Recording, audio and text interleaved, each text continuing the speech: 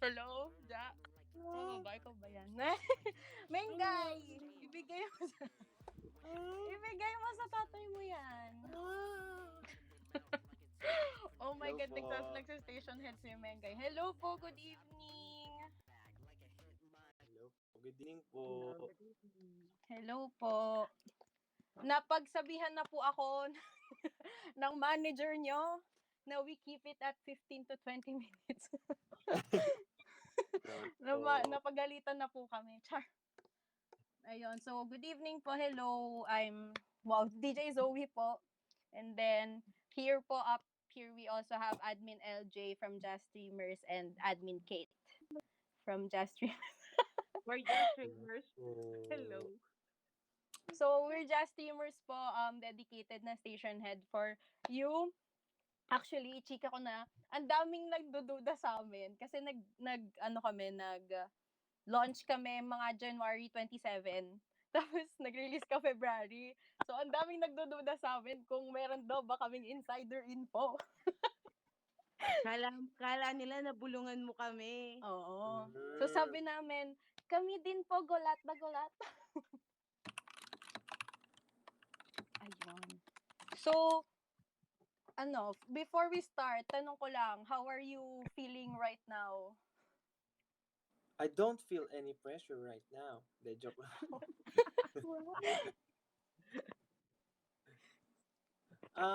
Ngayon po, ayun, same. Hindi ko po alam. Parang, hindi pa, medyo umaano na sa akin. Pumapasok na konti-konti kasi nagme-message na yung mga friends ko ng long messages. Nakakahiya nga eh. Hindi ko pa pero nakita ko lang nag-message na, may ginagawa pa ako. So, mamaya ko na babasahin. Oh. Ayaw mo bang makabasa ng long sweet message sa mga friends mo? Baka gusto mo dito basahin. Baka Sige, gusto mo basahin. live reaction. Live reaction. Nakakahiya. Pero, Joke lang. actually, kanina, nag-space kami to remind lang yung mga mais kung paano mag-stream and everything. Nakausap namin si Tita Gemma. And we asked her kung, like, paano ka throughout your preparation for this solo. Kasi syempre, it's such a big thing. Your first solo debut and your first solo song, first solo MV and everything yun. So, yung sabi niya sa amin is, throughout the preparations daw, sobrang chill mo lang daw. As in, parang hindi ka daw stressed, ganun. Is this true? Tama ba yung observation ni Tita? Lagi naman akong wala sa bahay, so wala siyang ma-observe. Yun lang. Saka po kasi pag uuwi ako ng bahay, yung time na wala na akong gagawin. So, kaya siguro nakita niya, chill lang ako kasi po, parang wala masyado akong gagawin, kaya ako nasa bahay. Pag wala ako sa bahay, madami akong ginagawa. Yun lang. Oo nga naman. Makes sense. So, sige, could you describe kung paano yung preparation mo for this, everything, from the MV, writing the song, preparing for the press con, everything. Paano po yung preparation mo? Writing the song po, 2 years ago pa yun. Parang naglalaro-laro lang ako, nag-aaral ng ukulele, tapos bigla ko nabuo yung kanta. So, it's parang out of the blue lang, talagang bigla ko lang siya nabuo po.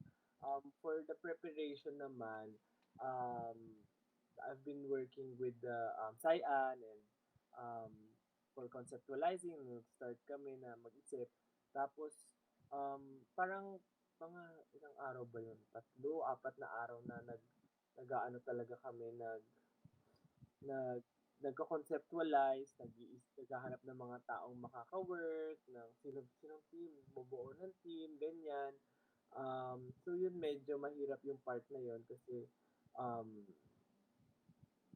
time ng bakasyon, so maraming taong hindi available kasi bakasyon time nga yun, December to January yung preparation. For the song naman,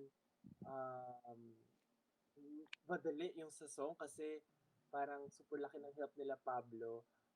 Binasa ko sa kanila yung demo ko. In-explain ko lang sa kanila ano yung gusto ko. And parang talagang yun, nabuo na ni Pablo tsaka ni Jose yung kanta, and I'm very happy naman. Tapos, nung recording mahirap, pero, kasi ang init ng so, sa ano na kami nag-record. Tapos, ang init kasi hindi pa ganun ka finish yung recording studio nun. So, Ikaw pala nagbasbas ng recording studio sa onesie. bininyagan namin. Wow. Ganda.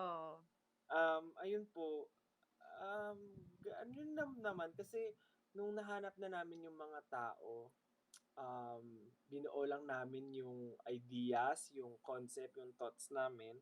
Nung in-explain namin doon sa mga taong nag-agree to work with us, mabilis lang, naintindihan nila agad, na-excite sila. So, naging struggle lang din is yung, dahil nga parang, hindi naman very tight yung timing, pero yung schedule kasi bakasyon time, so medyo mahirap talagang humanap ng oras. So, ayun, with the help ng mga people na napili namin, kinontak namin at willing tumulong, naging very smooth naman yung lahat ng process. Ayun po. So would you say hindi ka stressed throughout your preparation for this? Yes, hindi po ako na-stress. Kung stress man, very minor lang po. Tarang, kasi maganda po doon sa mga taong naka-work namin. They are very open. They listen, pero they also parang very, anong tawag doon? Yung alam nila yung ginagawa nila. So, ano po pag may sabihin ako, pwede po kayang ganito? Bakit kaya ganito yung nangyari? Ano pwede natin gawin? So, they will explain bakit ganon. They will listen kung ano yung gusto kong mangyari, and they will explain kung bakit hindi magagawa or bakit ginawa nila, or kung kaya naman siya gawin, sige, ganito gawin natin. Sige, kaya yan. So, parang madali lang po kausap din. So naging smooth din.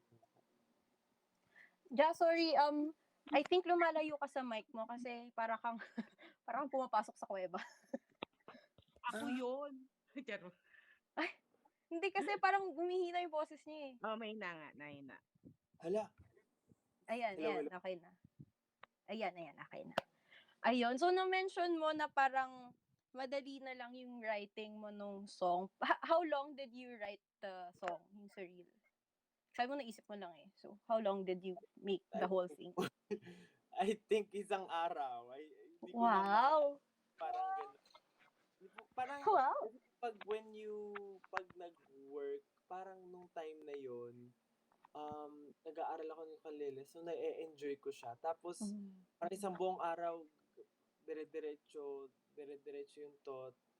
And, ayun, parang nabuo siya ng ganun. As in, parang yung lyrics and yung tono, pumasok na lang siya. It just fell into place. Sabay. Opo. Oh. Sabay ko siya ginagawa. Ang galing ah. Sobrang parang everything about your debut parang fall into place lang. Parang kahit yung... Parang ganun, opo. Galing ah. Wow, meant to Right be. time. Ganda ng timing. How about yung ano mo po, yung demo? It's just you singing with your ukulele? Yung pinasa mo kila Pablo? Yes, tapos ano pa, nagkakamali-mali pa yung ukulele ko.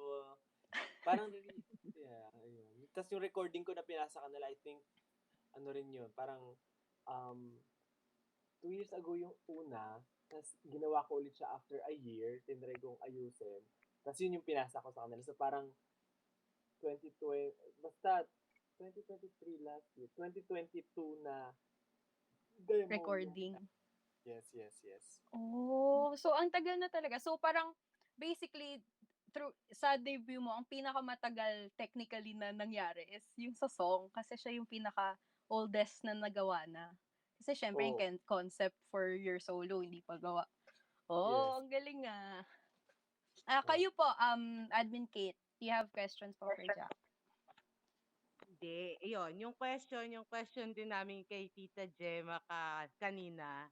Kasi, bakit naisipan mo nga na, di ba, ng 29, iniisip nila, yun, na kwento mo na rin sa live mo kanina, na yung about sa, para hindi maluma yung song, kailan mo naisip yun na, "Uy, kailangan ganito na 29, Feb 29 ako magre-release." Gano'n. Actually po, hindi talaga dapat Feb 29 yung release. So, na-realize lang namin na sakto leap year, tapos the concept is surreal, and parang yung idea ng leap year is parang very unique, very kakaiba. So, saktan natin. Parang February naman yung plan talaga, pero parang, sakto, hindi yung concept, tapos yung date na possible natin ma-release is may leap year. So, ayun po yung parang i-shoot na natin sa tamang shape. Parang yung sa laruan ng bata na yung may shapes, tapos isasakto yung ano. Parang ganun yung nangyari na, sige, sakto, naglalagay natin yan. Yung buong debut mo talaga ganun, no? Parang lahat, uy, sakto. Gawin na natin. Parang ganun yung nangyari. Oh. Surreal talaga siya. Huh? Okay. Isa kong tanong is, what's your favorite thing about this release, about your whole debut? Like, is it the MV? Is it the song? Is it your promotions, like your press con, yung shoot? What about your whole debut is your favorite thing? Favorite thing. Siguro po, the idea na, kasi po, yung nangyayari sa amin as 1Z is super dami yung nangyayari. Di ba po, ang dami nangyayari sa amin. SB19, the solo projects, and we're just starting, small team.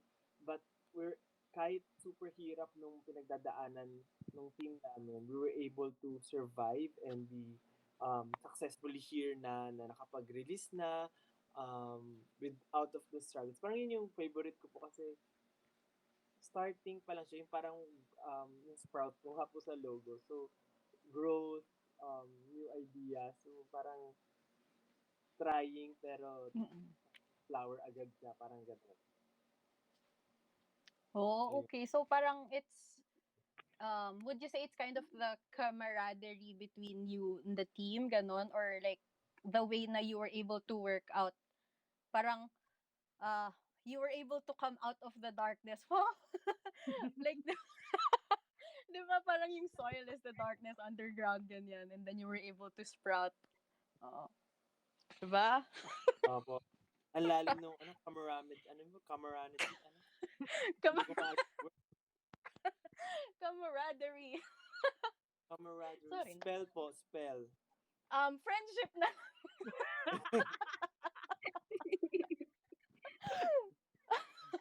Nagpalit.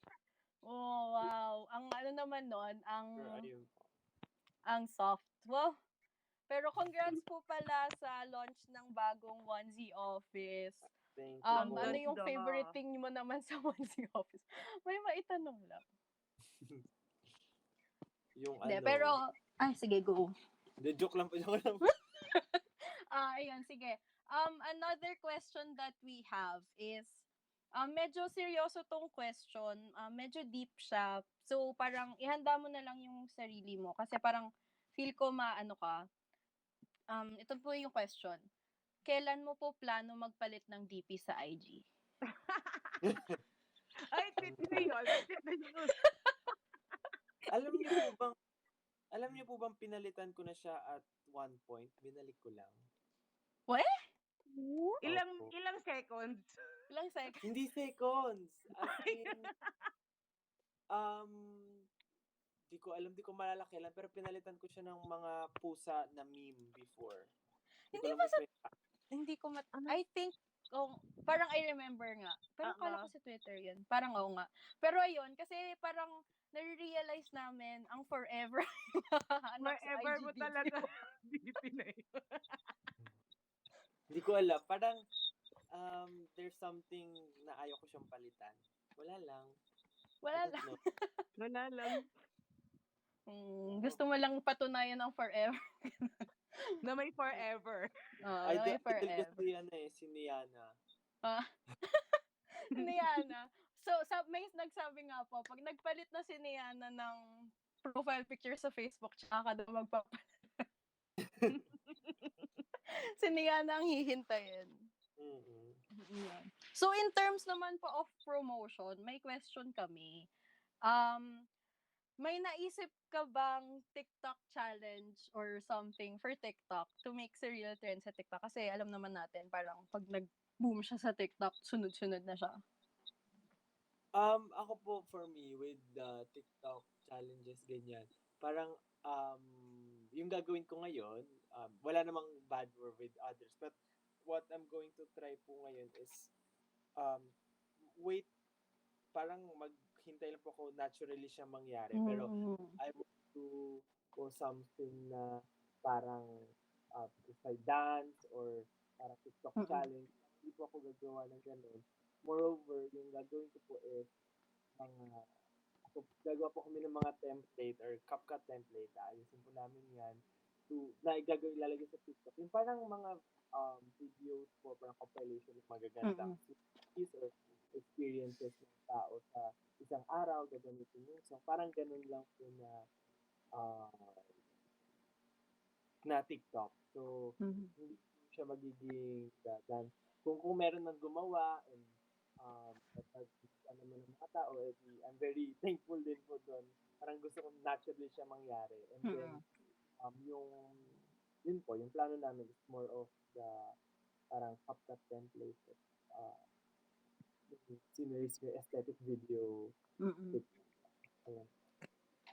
Okay, so, abangan na lang namin ma-release ang Surreal sa TikTok. I'm not sure if release na siya right now, pero definitely naman. Yes po, mag-collect na po kayo ng mga aesthetic videos. Aesthetic videos. Mga ilang clips ba yung kailangan? Mga ilang seconds? Secret po, damihan na lang po. Damihan na lang.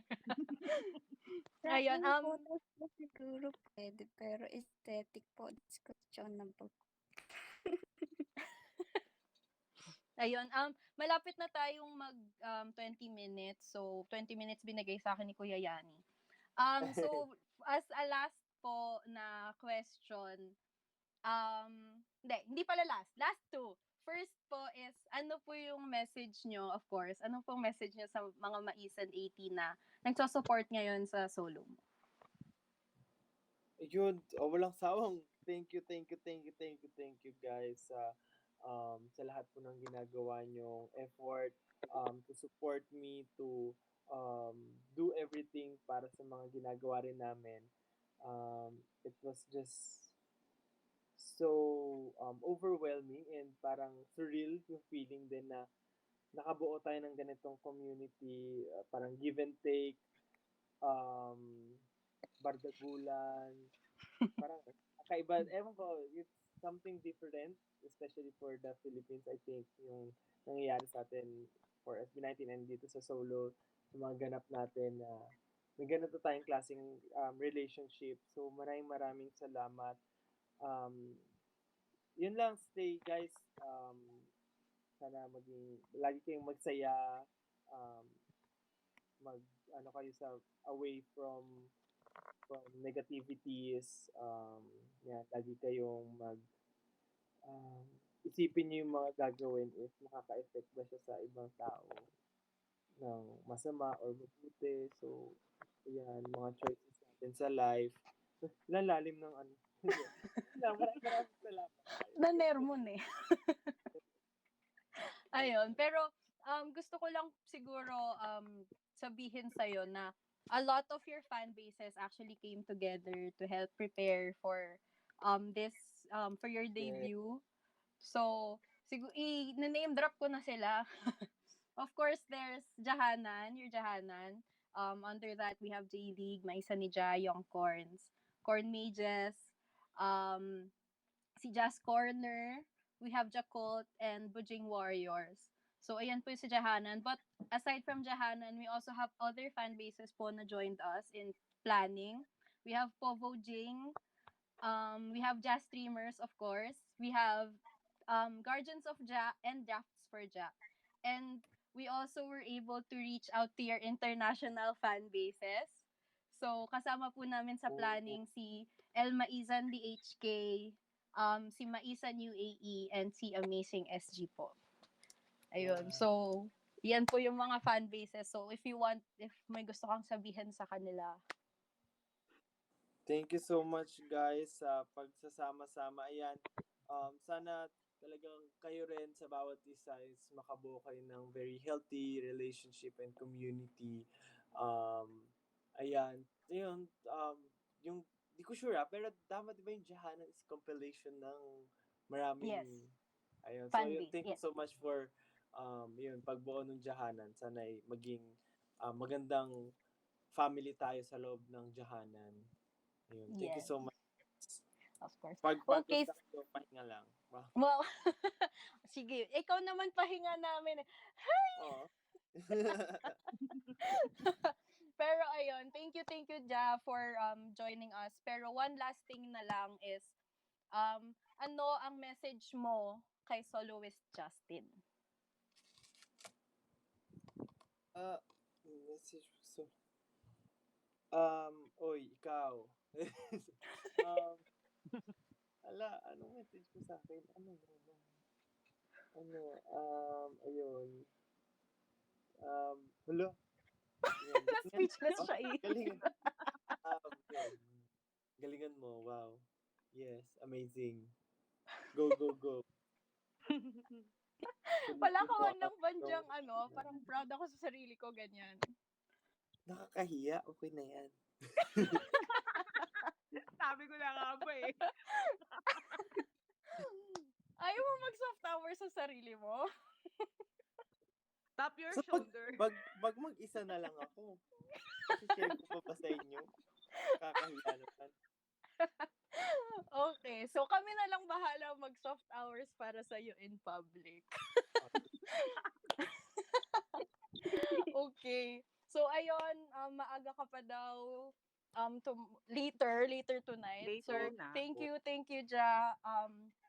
Sa mga listeners po natin, will be here until 6 a.m. tonight.